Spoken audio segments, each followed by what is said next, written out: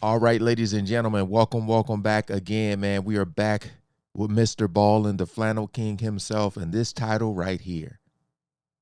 This man's secret shocked the world. Mature audiences only. I was going to do this live. But with a title like this, I didn't want anyone coming in the chat spoiling it, you know? You know how people just like to come in there and troll. So I didn't want to, anybody to mess it up for anybody, include myself. So just gonna do a normal reaction. Hopefully everything goes smoothly with this. Hopefully the lag is gone. But again, I appreciate you guys coming over. Make sure y'all subscribe to his channel. And as always, shout out to all the good humans. The link is always in the description for those who are asking. So we ain't gonna waste no more time. Let's jump right into it. For over 20 years, a person in Austria kept a horrible secret, and in 2008, that secret was inadvertently revealed, and it shocked the world. But before we get into today's story, if you're a fan of the strange, dark, and mysterious delivered in story format, then you've come to the right place, because that's all we do, and we upload 3 or 4 times every week. So if that's of interest to you, invite the like button to come over to your house for a family dinner party, and then proceed to serve them a severely oversalted dish. But before they take a bite, be sure to tell them you're so proud of your cooking and you can't wait to get their feedback. Also, please subscribe to our channel and turn on all notifications so you don't miss any of our weekly uploads. All right, let's get into today's story. So this wasn't even supposed to come out. Wow.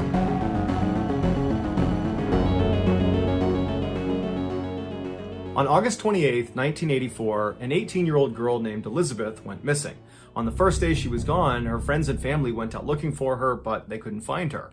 The following day, when she still hadn't shown up and no one had heard from her, her parents went to the local police station in their Austrian town of Amstetten, which is about an hour west of Vienna, and they reported her missing. The police launched an initial search of the town and the surrounding areas, but after several weeks, they had found nothing that connected to Elizabeth and where she might have gone. A month after she had been reported missing, her parents came back to the police station, except this time they were carrying a note they say they received in the mail from their missing daughter. It was postmarked from a town that was about 2 hours west of Amstetten, and in this note, Elizabeth writes directly to her parents, and she tells them that she had grown tired of living with them, and she did not want them to come looking for her, and if she discovered they were looking for her, she would just flee the country. After the police read the note, they asked the parents if they thought it was real, if this was a legitimate letter from their daughter, and they said, yeah, they think it is. And then after that, her father, Joseph, suggested that maybe his daughter had run off to join a cult. That was something he thought she was getting into before her disappearance. Wow. After the parents left the police station, the police began conducting interviews with other family members and friends of Elizabeth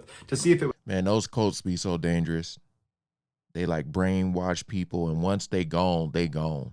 They are gone, man. Like mentally, I'm saying. The police began conducting interviews with other family members and friends of Elizabeth to see if it was possible that she might have run off to join a cult. And virtually everyone they spoke to said absolutely not. There is no way she ran off to join a cult. That just wasn't her. She was a quiet, reserved person, and they had never heard her talking about a cult or anything that even resembled a cult. These answers left the police feeling very suspicious of the whole situation, and so they decided to look into the young woman's history to see if there was some other reason she might have run off. In their research, they discovered that Elizabeth was one of 7 siblings that all lived together with their parents, Joseph and Rose Marie. Joseph was a successful electrical engineer and real estate developer who was well liked and respected in town, and Rose Marie had gotten married very young at the age of 17, and she had stayed home to take care of the kids. By all accounts, from the outside looking in, they were a very ordinary family, but as the police began to dig deeper and deeper into their history, they discovered there were some big problems behind closed doors. Despite his friendly outward public appearance, here we go. Joseph was actually a ruthless authoritarian when he was home alone with his family. At night, when he came home from work, his wife and his kids would immediately stop whatever they were doing and go silent in hopes they might avoid a beating. The only member of the family that seemed willing to stand up to Joseph was Elizabeth, and she and her father would frequently get into screaming fights,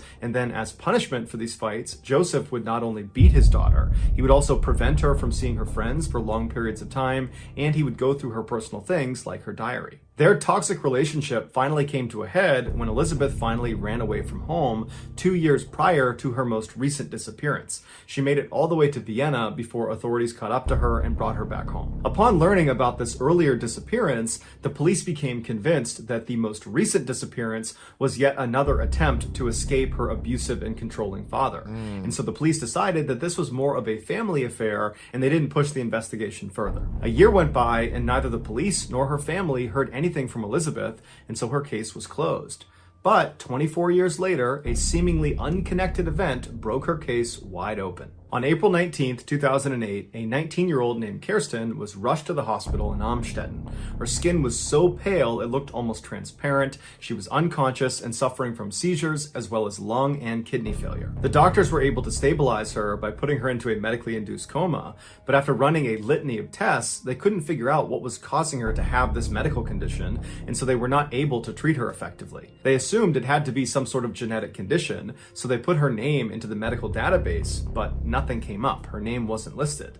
And so this was very perplexing because everybody's name was in this database.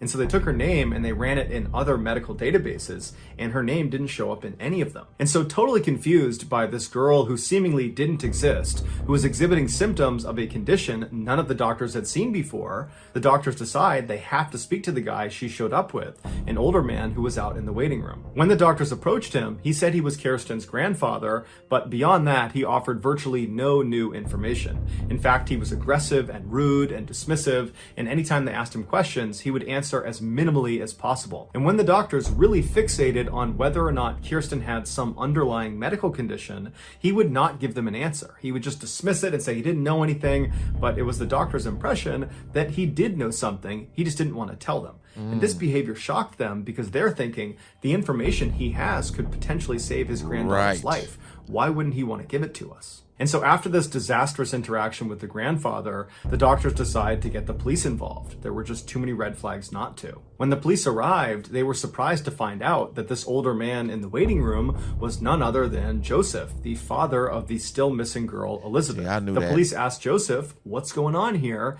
And he tells them that earlier that day, he had opened his front door of his house, and lying on his front step was a girl he had never seen before. It was Kirsten, and there was a note laying on her from his missing daughter, Elizabeth. In the note, Elizabeth writes to Joseph directly and tells him, this girl here is Kirsten, and she is my daughter, so she's your granddaughter, and she's sick, and I can't take care of her. Can you and mom take her to the hospital? While the police had many more questions about this totally bizarre turn of events, they realized that for the time being, they needed to focus their efforts on just getting Elizabeth to contact them, because they needed to know more about Kirsten's medical condition so they could save her life. And so the police went to the media and they put out a message on TV and on radio that was a direct appeal to Elizabeth that basically said, we need you to come forward as soon as possible and speak to us so we can help save your daughter's life. And all the messages worked, because a week later, Elizabeth, along with her father Joseph, showed up at the hospital where Kirsten was staying. When doctors asked, Joseph did not get into detail about how he actually located Elizabeth. He simply said he found her and now she wants to see her daughter. The doctors noticed that Elizabeth, who was supposed to be in her early 40s, looked like she could easily be in her 60s. Her hair was completely white and her skin was so pale it was almost transparent, just like they had noticed about her daughter's skin. And so after they checked in, Joseph and I'm gonna let it play out, but yeah, I can see where this is going. But you know, Mrballen, it'd be like twist on top of twist. We're gonna see. Was almost transparent, just like they had noticed about her daughter's skin. And so after they checked in, Joseph and Elizabeth made their way to Kirsten's room, and the pair went inside, and the doctors that were in there would say that Elizabeth looked terrified. She was hunched over and kind of slouched down, and she wouldn't make eye contact with any of the doctors. And as she was standing there looking at her terribly sick daughter, the doctors began asking her, do you know of any underlying health problems your daughter might have that might help us treat her more effectively? And Elizabeth was so scared she couldn't even talk. And at some point, the questions became too much for her, and she just turned around and walked out into the hall with Joseph. And once they got out into the hall, the police were waiting for them. They had been tipped off as soon as the doctors saw Joseph and Elizabeth come into the hospital. Elizabeth and Joseph were detained and brought to the police station, where they were put in 2 separate rooms to be interviewed. They first interviewed Elizabeth, and initially, just like in the hospital room, she was totally mute and didn't say anything. Then for 5 hours, the police grilled her with questions. Where had she been for the last 24 years? hours. What happened to Kirsten? Did she have something to do with her illness? And they kept reminding her throughout these 5 hours that if she never gave them any information, and God forbid something were to happen to Kirsten, she, Elizabeth, could be held criminally liable. And so eventually Elizabeth, in a very small, meek voice, said, "Okay, I'll tell you the story, but you have to promise me I never have to see my father, Joseph, ever again." When she said this to the police, they could tell she was so scared that they said, "Okay, fine. You never have to see your father again. We'll make sure of it. Now tell us what happened." After that, Elizabeth clutched her hands, she took a deep breath, and then she told them one of the most horrifying stories they had ever heard. A story so disturbing that it would make headlines all around the world for months. It all began 24 years earlier on August 28th, 1984, the day Elizabeth went missing. On that day, she told police she was at her family home in Amstetten when her father asked her to come into the basement to help him with something. Her father, for the last several years, had been constructing a bomb shelter in their basement, and he was now only one door installation away from being done. At the time, in the early 1980s, the Cold War was still very much on, and so building bomb shelters inside of your home was a relatively common thing. So Elizabeth goes down into her basement and she sees her father standing in front of this empty frame where this door is going to go that leads into the shelter. And so she walks over and steps through the frame into the shelter. She turns around and her father hands her this door, and she holds it in the middle of the frame while he secures it to the hinges. And then once it's securely in place, suddenly he swings open the door, knocking Elizabeth backwards farther into the shelter. And before she could stand back up again, her father had run inside and pushed an ether-soaked towel onto her face, knocking her unconscious. When she came to again, she found herself chained up in the very back room of the shelter. It would turn out this bomb shelter that Joseph had spent 6 years constructing was not actually a bomb shelter. It was a prison he was building specifically for Elizabeth. To get into this shelter, you would have to go down the steps into the basement, which looked like a typical unfinished basement. And then on the far wall, you would see these shelves that had things like paint cans and screwdrivers and other tools you would expect to find in a basement. But if you walked over to the left side of the shelving, there was a lock on the back of it that if you undid it, the shelf itself would swing out like a door, and then behind it on the wall would reveal a 3-foot tall secret door. This secret door was also locked, but not by a key lock. Instead, it was locked by a keypad lock that only Joseph had the code to. And since Joseph was an electrical engineer, he took great care in ensuring this lock never could be tampered with or destroyed. That thing was going to stay locked unless he unlocked it. When Joseph entered his code into the keypad, he could open that secret door and it would reveal this secret underground prison that was basically bathroom, sleeping area.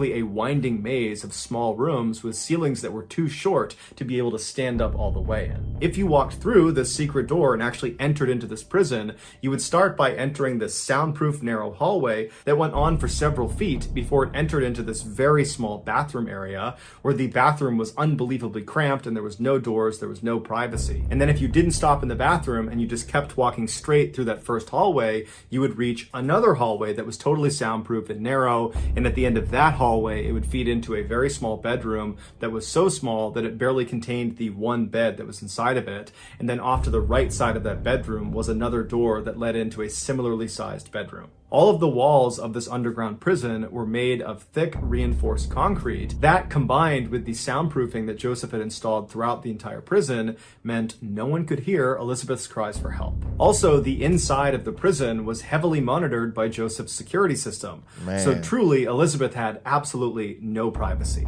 She was completely trapped, and the only way she was getting out was if her father freed her. For the first 5 years of her imprisonment, she remained in that dungeon all alone. So my question right now is, nobody else in the family, well, they were all scared of him, but nobody else, we gonna find out, but nobody else knew this was going on. You know, like if he built this, like there's noise that's happening.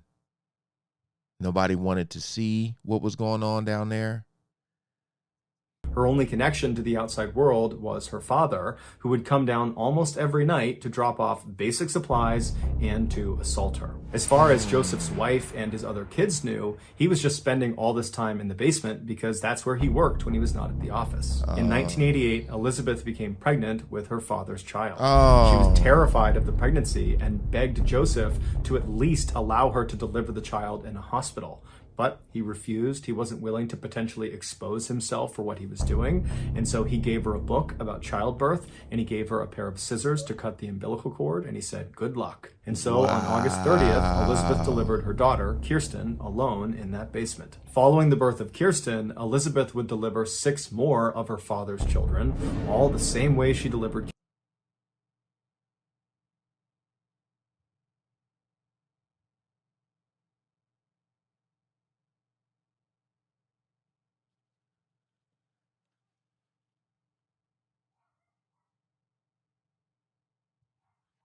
Six.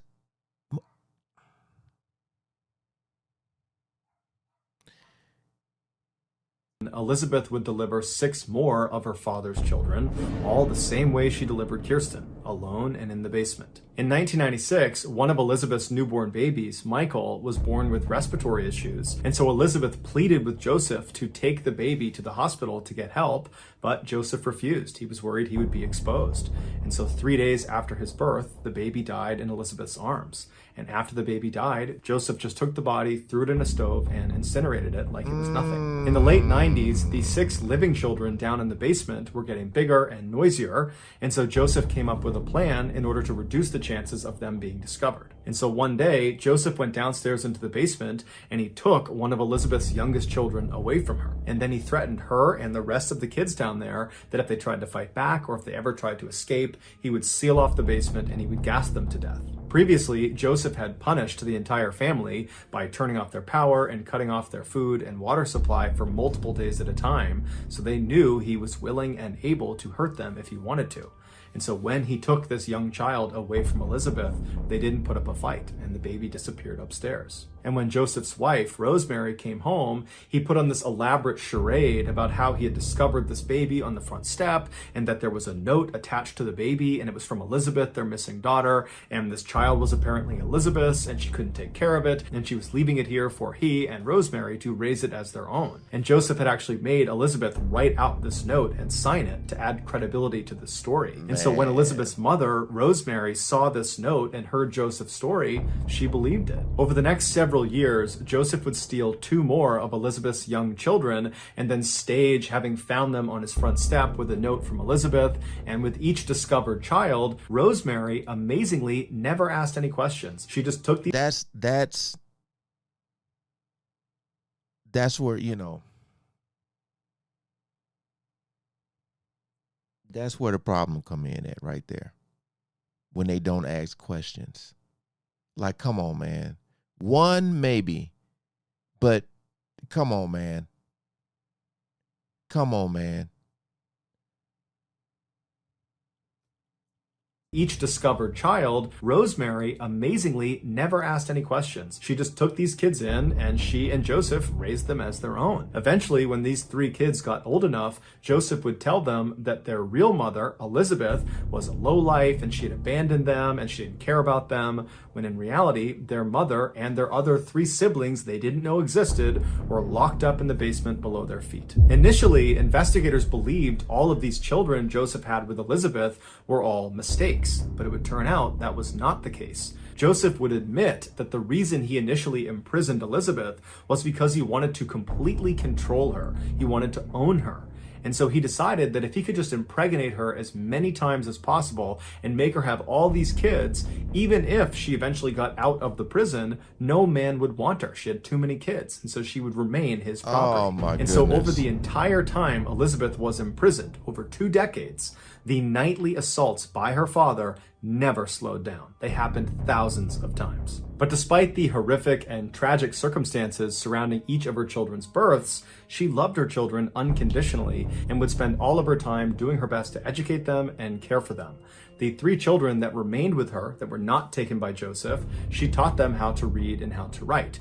And when Joseph had given them a TV and a radio to keep down there, she would use those 2 items to try to teach her kids about the outside world, and she would promise them that someday they would get to experience it for real. Finally, in 2008, so 24 years after Elizabeth had originally been captured by her father, her oldest daughter, Kirsten, becomes extremely sick, and Elizabeth convinces Joseph to bring her 24 years down there. 24 years. And then you got your other kids in the house growing up. Oh, man. This might be the worst one. This might be the worst one. Out of all the stories I heard from him, this might be the one.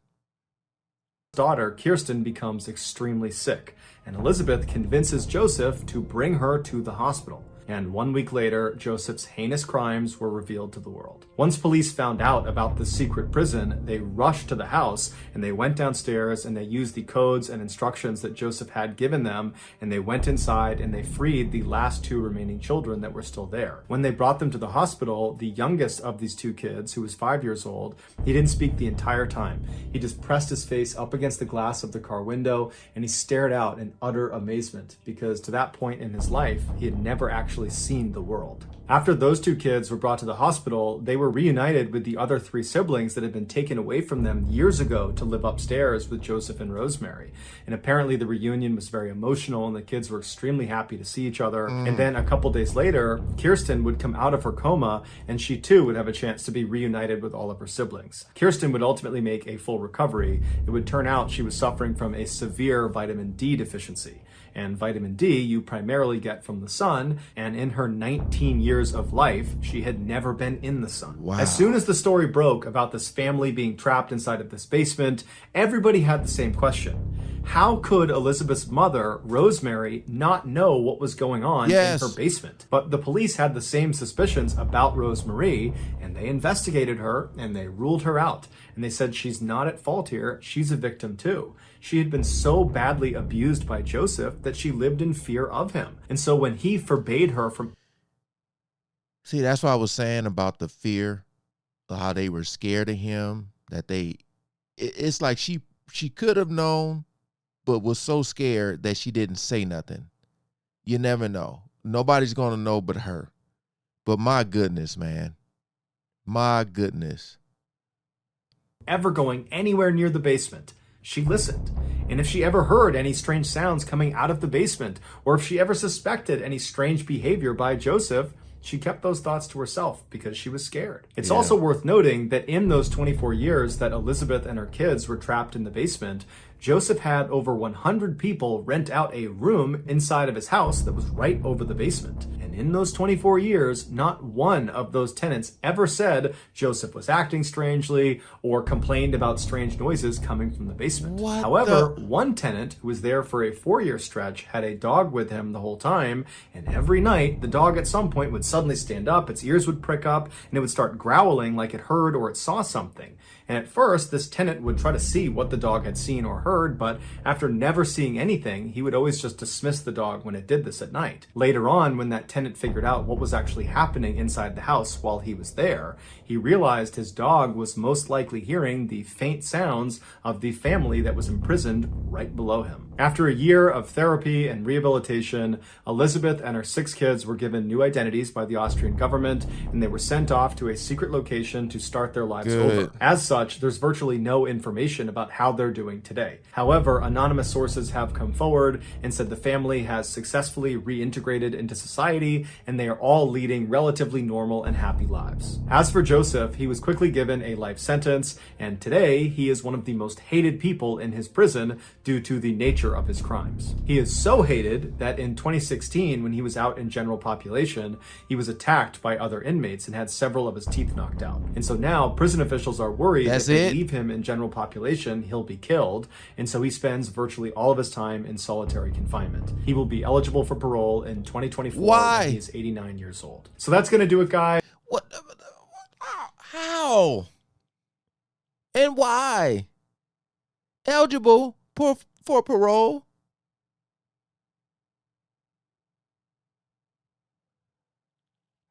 I told y'all, some people just need to be thrown under the jail. This was the worst one. I'm trying to think of all the stories I heard from Mrballen. Whew.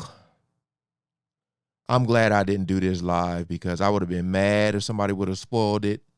Like if they would have said, and I know somebody probably would have, but my goodness, man, this was probably the worst one. In the top 3 for sure. Because I know it's that other story about the dude who like cut the girl's arm, and then you got that other family that, yeah, oh, man. This was crazy. Again, man, appreciate y'all coming over and watching. Shout out to Mrballen for these stories. Y'all know what y'all can do with the like button. Peace out.